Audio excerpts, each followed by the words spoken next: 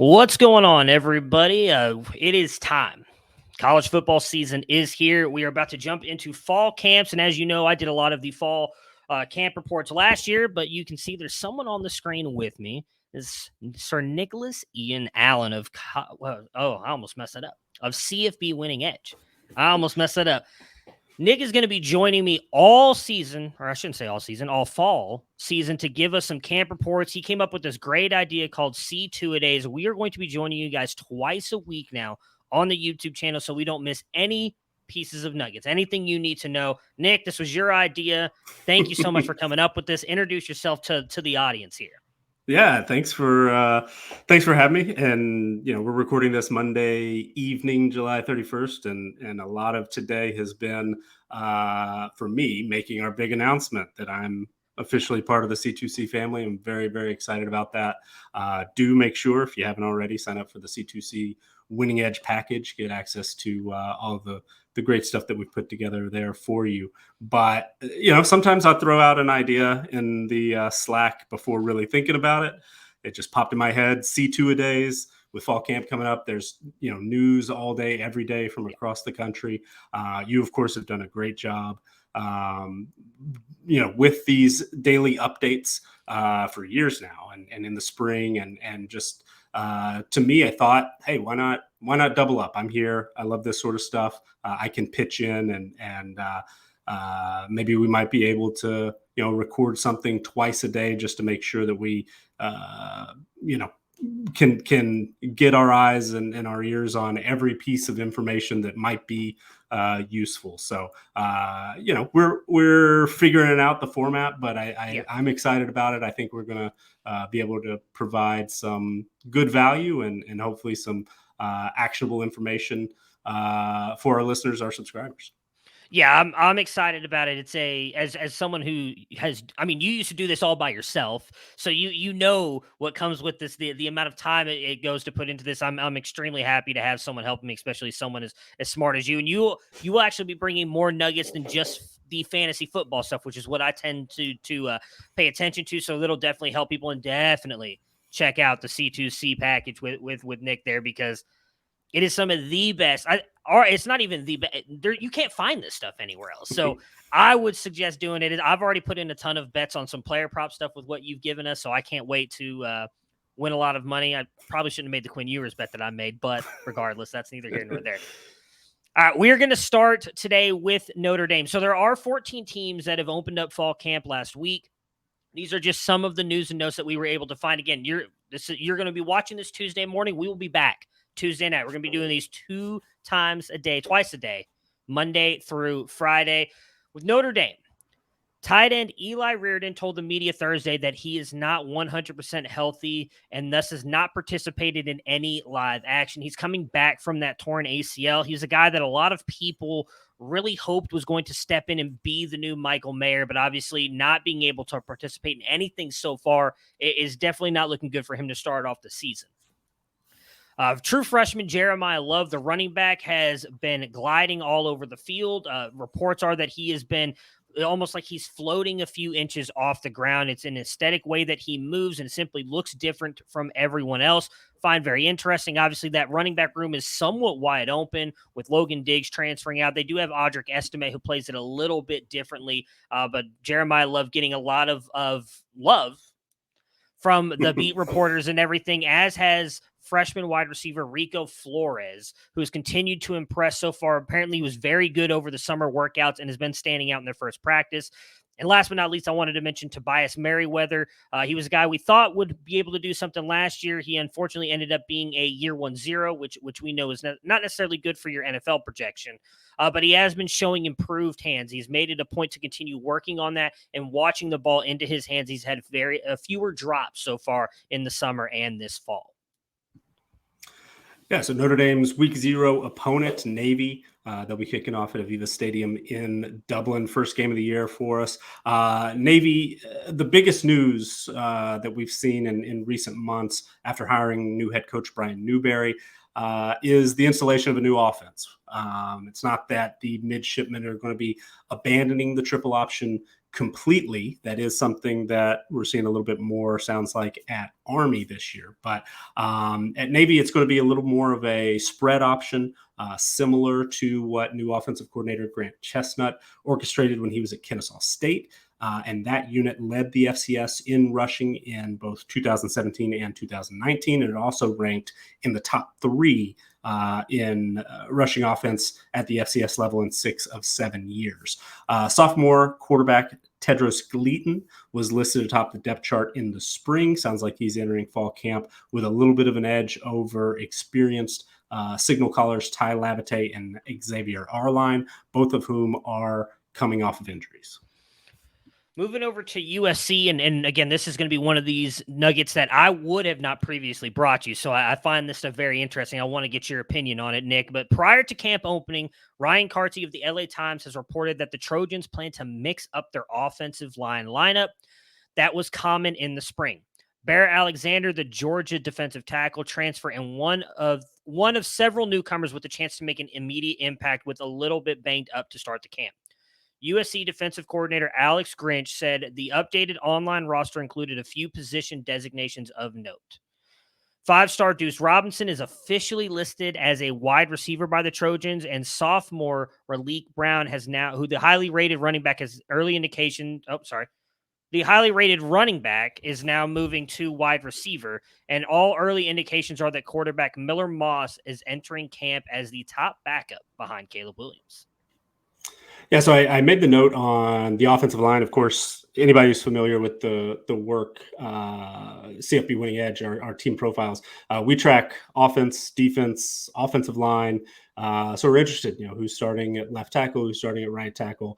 And USC, it's a little bit of an area, not of concern necessarily, but it's obviously imperative to keep Caleb Williams healthy, and that offensive line is going to be a big piece of that, be a big piece of their success. But then also, of course, USC, who my numbers really like, they're, I think, 6th in our current power ratings, a team that I think does have the potential to make it to the playoff.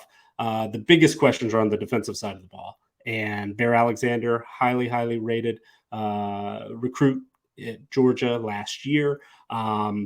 Most folks pencil him in as a starter in his first year at USC, certainly in a position to make an immediate contribution, play a lot of snaps. So him being a little bit banged up, it's just something to monitor, not necessarily a major issue, but in an area where USC is really hoping to make some strides and take a step forward. It's going to be important to see how those new pieces fit together. And then, I know a lot of us are super excited, me personally, for sure, about Deuce Robinson, the 5-star we've been saying for months. Yep. Tight end. Well, maybe not. We don't know yet on Fantrax what that eligibility is going to be. But it looks like if they go by the official roster, it's going to be a wide receiver. But I am intrigued by Raleek Brown. He and going back to Notre Dame a little bit, Chris Tyree is also a wide receiver now. Those two guys, similar skill sets, a personal favorite skill set of mine. And I'm just really intrigued to see how both are utilized in their offenses this year with that, official wide receiver designation, regardless of, where they'll actually line up and how they get the football. We'll have to see. Yeah, it's going to be interesting for sure. So at Vanderbilt, sounds like A.J. Swan had an excellent day last week. The offense definitely won most recent practice. The offense definitely won the most recent practice, and he was a big part of that. Will Shepherd is very hard to cover. It looked like Gillespie was the best of the running backs at that particular practice. And then also we saw a note on Monday that starting corner Jalen Mahoney is out for a little bit, according to a report from Area Gerson. Mahoney's absence is, quote, not expected to be long-term, but there's no current timetable. And with Vandy playing Hawaii in week 0 and what we expect to be pretty high-flying passing offense as they go to the run and shoot, I think important to note that Vandy might be without one of their starting corners and team captains. Yeah. San Jose State is working on its wide receiver pecking order behind Justin Lockhart, who has missed some time due to illness, with Charlie Ross, Isaac, is it Jernigan? I'm really bad about pronouncing names correctly. Is it Isaac Jernigan? Is that correct? Yeah, I think so. I Okay. think so. All right. Malachi Miller and converted quarterback Nick Nash receiving attention from quarterback Chevin Cordero in early practices, according to Jackson Moore of 24/7 Sports. A name to file away, true freshman Cooper Hoch, Hoch, has impressed in camp early for the Spartans. More of 24/7 Sports reported last week that Hoch has high expectations for those around the program. So an interesting true freshman name to watch out for. Yeah, walk on, but sounds like, according to what we read, that he's got an opportunity maybe to make a move on that depth chart. I've also read some really good things about Nick Nash. I wouldn't be surprised if he makes it into that starting lineup. San Jose State's Mountain West rival, Hawaii, not surprisingly, has officially named Braden Shager as its starting quarterback. Shager will lead the Rainbow Warriors as the team makes the transition to the run and shoot offense that has been so prominent in Hawaii's best years across the recent decades. Like Shager, running back Tylen Hines has received plenty of early buzz during the first few practices. Hines may also need to play a few more snaps than expected, because we also got news that redshirt freshman running back Derek Boyd II suffered a season-ending knee injury last week, and that's an area, a position where Hawaii just hasn't had a lot of numbers in recent years. So that depth chart already getting a little bit thin at running back. Early reports last week indicate that the defense has been getting the best of the offense. That is also not terribly surprising, given the new installation, the fact that players need to build chemistry, timing, rhythm in the run and shoot, how they're reading coverages and doing option routes, things like that. It's going to take time, probably, for Hawaii. And as a result, defense has been winning more often than not, it seems like, in the early practices. Moving on over to Jacksonville State, starting quarterback Zion Webb was officially granted a 7th year of eligibility and returns to the starter for the Gamecocks in their first year in the Conference USA. So I'm sure Austin, Colin, and Chris Moxley, who just love these 7th and 8th year eligibility guys, are loving this story. But incoming transfer quarterback Logan Smothers was one of the stars of opening day camp for Jacksonville State, making an early case to succeed Webb in Rich Rodriguez's run-heavy, QB-centric offense. At Ohio, where the Bobcats will be traveling to San Diego State in week 0. All indications are that Curtis Rourke will be ready for the season for the Bobcats. Rourke, of course, suffered a season-ending knee injury in November. There's been a lot of speculation in our message boards on Twitter. How healthy is Curtis Rourke?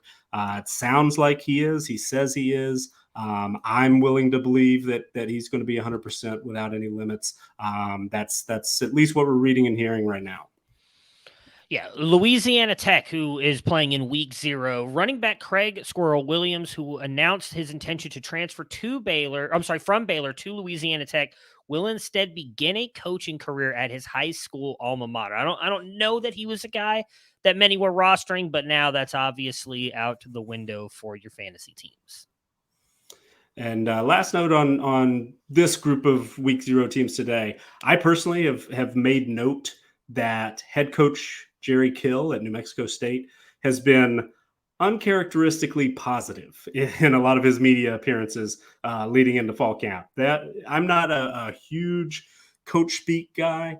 And don't always trust what coaches are telling me, but I do know long history with Jerry Kill.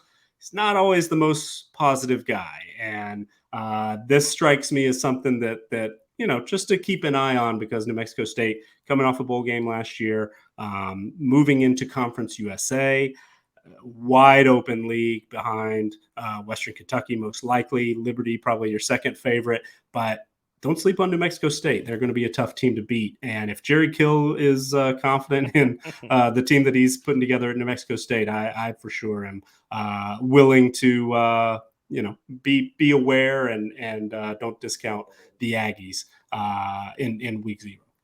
Hey, I'm hoping they do good. That was a team Chris Moxley loved to talk about on some of our shows last year as this team that was doing something special. We're going to cover some media day stuff as well here. We're going to start with Auburn. The perceived two-player race between Michigan State transfer Peyton Thorne and incumbent Robbie Ashford at the quarterback position is more like what was it? We really hope that the new guy is as good as advertised plan for the Tigers.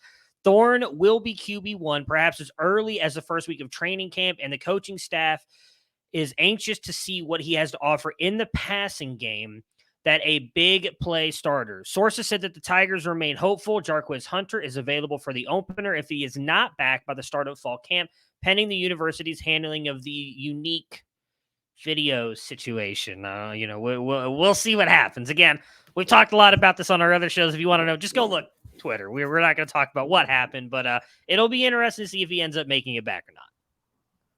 A little bit of news out of Pac-12 Media Days recently as well, according to a report from Josh Furlong of KSL. Cam Rising and Brant Keithy are, quote, both right on track. Keithy is expected to be 100% to start the season, but Rising could, quote, come down to the wire. Following up on Monday, Kyle Whittingham had a media appearance and mentioned specifically that Keithy is still limited to begin camp. So there's the potential that Cam Rising may not be ready for week one. Keithy getting a little bit of a slow start in fall camp. And that's massive too. Is they obviously kick off the season with, I believe, at home against Florida. So that's a massive game for them if they really want to try and push for the. I mean, it won't affect their standing in the Pac-12, but to possibly make the playoffs if they have another really good year. The fallout continues at Northwestern, where 4 members of the 2023 recruiting class have entered the transfer portal, including tight end Chico Holt and offensive lineman Dylan Senda. The Wildcats also lost starting safety Jeremiah Lewis last week. I imagine we're going to see a lot more of that in the coming days and weeks, and it's obviously not a good look for Northwestern right now. Yeah, expectations weren't high to begin with, and things are not necessarily getting better. Yeah. Nebraska, kind of in an interesting situation, of course. New head coach Matt Rule.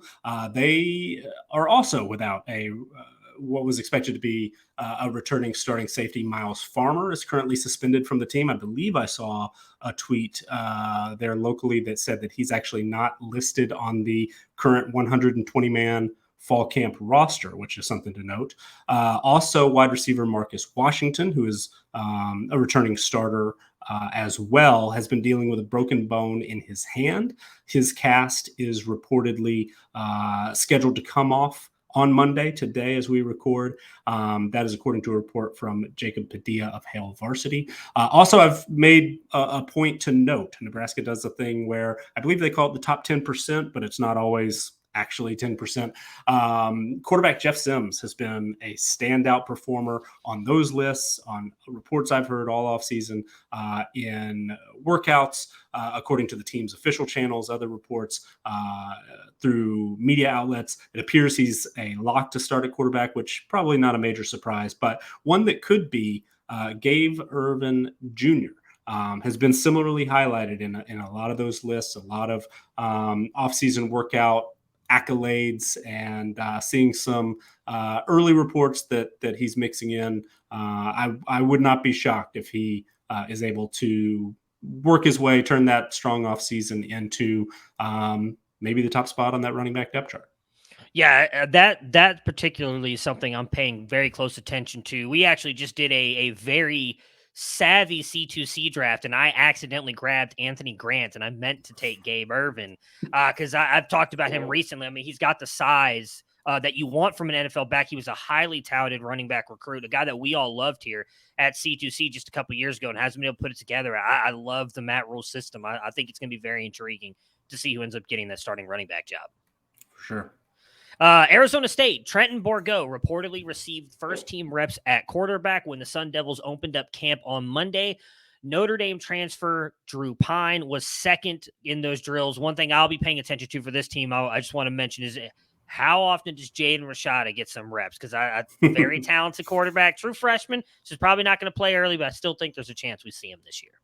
For sure, for sure. And Arizona State, I do have to say, gives great access to the people Yeah. who cover the team. So we're going to get a lot of Arizona State reports, I'm sure. I'm really excited about that wide receiver group. Yeah. There's some, returning players, some up and comers, some transfers coming in, some kind of forgotten guys that Yeah. might have an opportunity to jump back and get a big role. Going to be really interesting fall for Arizona State, and excited to see how it comes together over the next few weeks. Unfortunately, some very bad news at Boise State.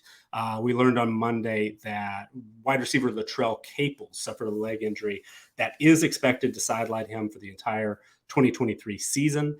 Caples led the Broncos in targets, receptions, yards, and he tied for the team lead with 4 touchdown catches last year. In my opinion, he was the most talented guy in that receiver group, so he will be sorely missed.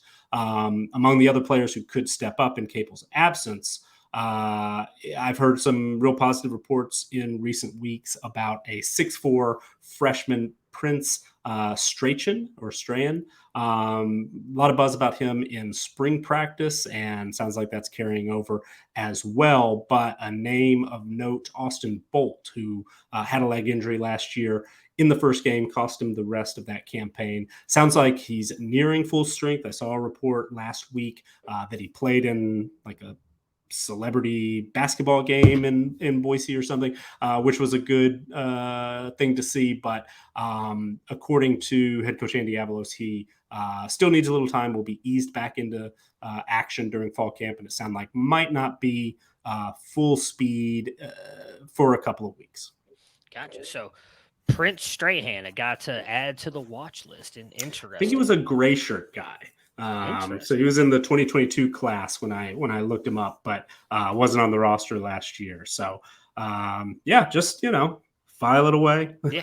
Name to we'll file we'll away. see what happens. All right, so that's all we have for you for this morning. We'll be back again tonight to talk some more spring camp news, or sorry, fall camp news as we get closer and closer to the season. Some mornings, I'll be honest, most mornings, you guys, you will get Nick. He'll be handling all that stuff for you guys in the afternoons. Sometimes you'll get just me. Sometimes you'll get both of us. We're going to bring you guys again all this coverage, the C2-A-Days, twice a day, 5 days a week until the season kicks off. Everybody have yourselves a great day, and we'll see you guys again tonight.